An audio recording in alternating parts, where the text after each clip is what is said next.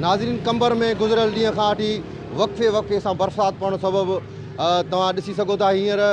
रोडनि रस्तनि ते पाणी बीहजी वियो आहे। हींअर मां कंबर जे इंतिहाई मसरूफ़ रोड बस स्टैंड वारे रोड ते बीठो आहियां, जंहिंखां कुझु क़दमनि ते DC ऑफिस आहे ऐं तव्हां ॾिसो पिया त हिते पाणी